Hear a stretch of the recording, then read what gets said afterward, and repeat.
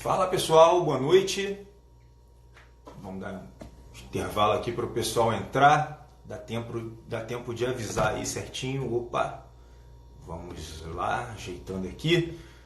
Muito bem, pessoal, vamos lá. Vamos dar início a essa live. Uma aulinha curta, coisa rápida. Se estiverem me ouvindo, pode dar um ok, tá? Por favor. Então, vamos lá. Hoje é jogo rápido sobre um post que eu fiz, né? Que na verdade, eu vi isso na internet.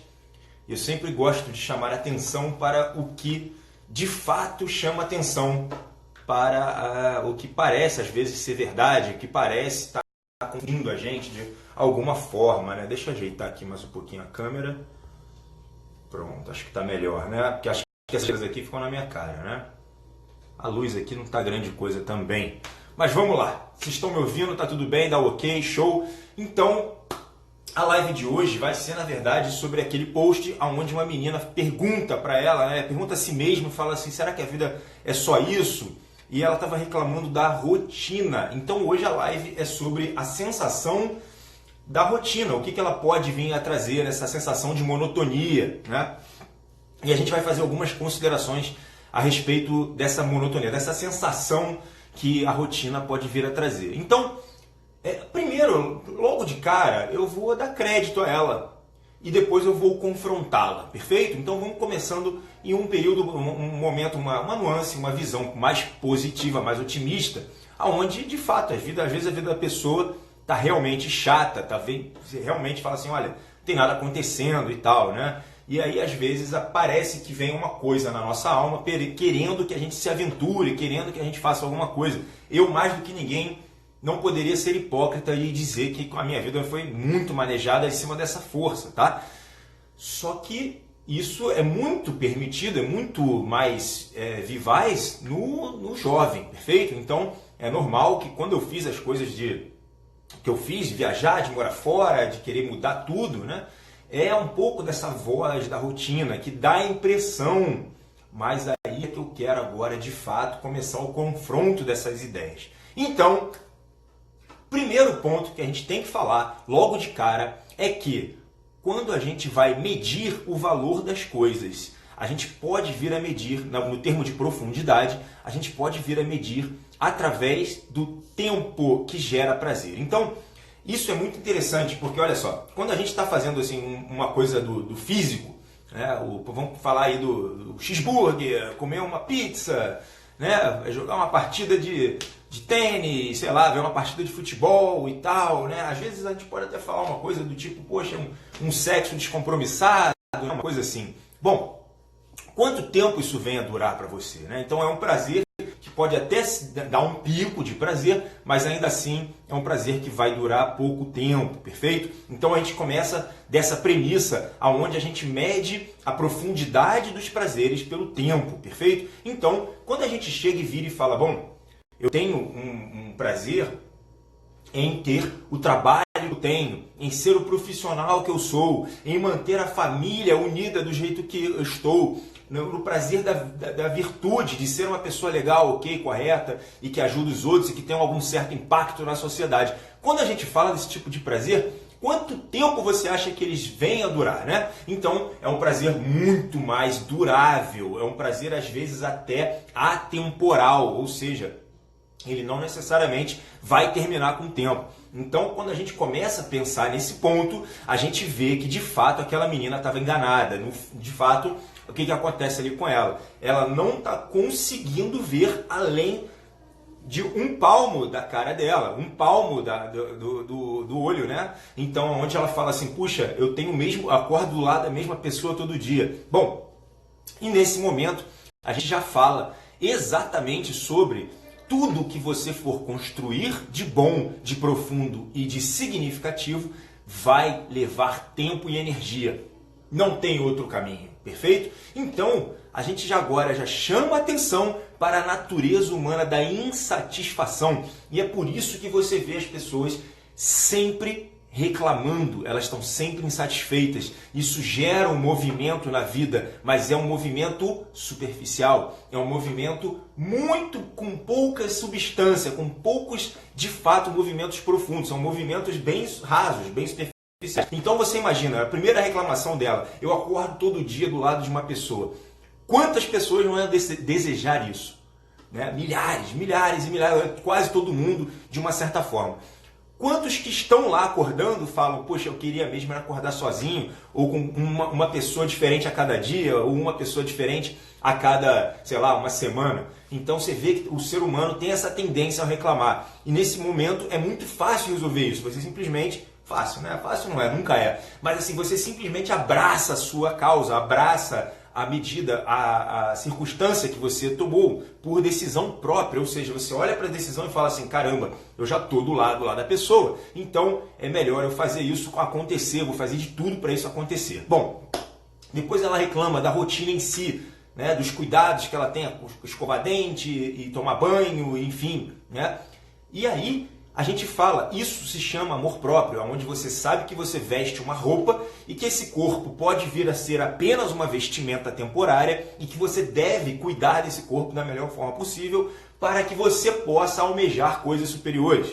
Perfeito? Então, quando a gente fala de uma pessoa consciente em personalidade, ela está falando de uma pessoa que cuida desde lá de baixo, da fase mais carnal, instintiva do homem, de todos os cuidados corpóreos. Ela pega um sol, ela se alimenta bem, ela tem saúde física, né? Mas ela sabe que isso não é o fim, então ela continua fazendo a saúde emocional, a saúde mental, e ela equilibra até conseguir chegar no topo da pirâmide, uma saúde ou até desenvolvimento espiritual, que a gente fala dessas outras coisas que não são espírito, tem que deixar isso sempre bem claro, né? Bom, então nesse momento, a gente vê que esse cuidado todos os dias de rotina não são escravidão e nem muito menos deveriam ser monótonos, porque isso sim é um sinal de amor próprio e é um sinal de que você vai conseguir almejar, você vai pelo menos tentar almejar para você atingir patamares superiores, perfeito?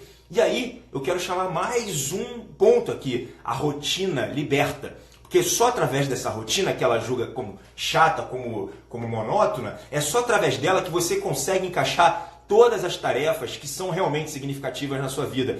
Rotina liberta. E isso é evidente, porque quando você consegue ter uma rotina, você faz mais coisas, você consegue organizar, você não vai procrastinar tanto, você não fica à mercê da sua fraca força de vontade. Você simplesmente vai encaixando uma coisa na outra e até pode usar um pouquinho da força do inconsciente, o extrapiramidal, onde a mente começa a atingir um pouquinho níveis como se você estivesse dirigindo, certo? Mas é interessante isso, porque você vai conseguir fazer mais, produzir mais e caminhar mais. Agora, sem abandonar a consciência. Quanto mais consciência você tiver nesses fatos, nesses afazeres que são hoje automáticos, melhor, né? Então é um certo grau de automatismo, não muito, beleza? Bom, um outro ponto que eu queria chamar a atenção é que eu até postei hoje como o equinócio da primavera, eu até postei hoje uma frase de uma filósofa, esqueci o nome dela agora, depois vocês olhem aí nos stories, onde eu falo sobre fases da vida, fases dentro de uma vida, fases que parecem que são fases negras, fases mórbidas, fases invernais, fases tristes, fases introspectivas, mas que na verdade a gente chama de inverno da vida. A gente passa por isso diversas vezes e é interessante escutar essa voz. E nesse momento, a gente pode chamar atenção para que, às vezes, essa monotonia pode vir a ser uma voz, né? Uma voz que tem de ser ouvida. Porque várias e várias vezes a gente consegue olhar nessa fase de introspecção, por exemplo, inverno, né? Vamos pensar no inverno. O inverno é o momento onde você vai ter uma introspecção mental, uma introspecção espiritual, onde você, nesse momento, é como se estivesse hibernando, né? Esse momento de introspecção, você fala, opa, observa e reavalia os seus caminhos, recalcula a sua rota, como o GPS faria, né? E aí, nesse momento, é interessante você recalcular essa rota, você aqui está parado, você não tem essa energia física, você não tem vontade de sair, mas a sua mente está fervilhando, né? E aí, muitas vezes, você olha e fala, puxa, que chato isso, né? Não estou saindo, eu não estou jogando futebol, não estou pegando sol, não estou indo para a praia, não estou fazendo caceta nenhuma, eu estou simplesmente em casa pensando, né? Mas mesmo assim, isso não é errado, você tem que ver isso como uma fase. E isso também tem o seu momento, tem o seu valor, e o valor disso é grande. Ignorar isso não é um sinal de sabedoria. Perfeito? Então, a monotonia é interessante que a gente saiba. Então, número 1, que ela constrói castelos. ela ergue impérios. É na monotonia que você vai conseguir fazer muita coisa, muito mais coisa do que solto por aí, né? É no emprego da energia e do tempo, ou seja, muito tempo, é onde você vai ter coisas significativas na sua vida. Isso é interessante. E aí ela fala do homem, ela fala da profissão e ela fala dos afazeres. Sim, é onde você vai ter um belo corpo, ou você acha que em uma semana de academia você vai ter algum efeito? Ou um mês? Não vai. Né? O efeito da academia passa a ser algo interessante depois de um ano. Né? E você tem um bom físico mesmo depois de 3 a 4, 5 anos ali, né? Indo para academia, lutando, sei lá o quê. Né? Então, é aquela coisa de físico, de você ter uma memória muscular, uma boa fibra muscular, aquela né, agilidade. Você demora para você fazer isso. Então tudo que a gente valoriza demora, leva tempo e energia. E assim serve para os relacionamentos também. Isso serve para os seus afazeres, serve para a sua carreira, sua profissão. Né? Então a gente começa a ver essa fala de uma maneira bem diferente do que ela está agora narrando. Né? Ela fala, será que a vida é só isso? Olha, só isso é coisa pra cacete. E isso aí, fazer isso certinho, é o tal do sentido, é o tal do propósito que vocês me perguntam toda hora. É um negócio que tá lá, tá na sua cara, porque você vai fazer o seu melhor, você vai conseguir entregar, você vai criar o seu valor através desses grandes e fortes laços com esse emprego de energia, perfeito? Então, quando a gente pensa nessa coisa de monotonia, do repetitivo, dessa coisa, não, que coisa chata e tal, pensa se você não está só ligado àquela pulsão da insatisfação humana de estar reclamando de tudo sempre, que não consegue ficar abraçado por falta de maturidade a uma coisa só, a um laço só. É ali que você vai construir, é ali que você cria raízes. E obviamente, quando você cria raízes, quando você vê as suas sombras, é onde você almeja, quando você começa a vislumbrar situações mais altas, maiores, perfeito? Então, eu não vejo a rotina com esses olhos, já vi, é coisa do jovem, é coisa de impulsividade, é algo que você pode vir abrir os teus olhos para você se libertar dessa sensação falsa de monotonia da rotina. É essa rotina, é esse caminhar devagar, é onde vai te levar para esse senso de propósito, para esse senso de sentido que a gente busca, perfeito? Então vamos parar um pouco de ver essa coisa. Isso aí foi postado numa página de psicologia, né? E às vezes eu mesmo olhei, eu falei, caramba, às vezes eu tenho essa sensação, perfeito? Então não é algo que a gente precise se alarmar desse nível, mas vale a reflexão, porque está muito mais propenso a ser algo grandioso estando dentro de uma rotina do que você se libertando. Para deixar o último pensamento, tá? Isso é interessante que a gente pense, é que isso também pode vir a ser uma voz, né? Que voz poderia vir a ser essa? Quando uma pessoa está extremamente entediada com a vida, pergunte-se se você não tem feito menos do que deveria. Olha isso é importante pra caramba. Eu vou fechar a aula com essa pergunta. Quando você está preso na sensação de monotonia, pergunte-se se você não está fazendo algum trabalho aquém do seu potencial. Perfeito?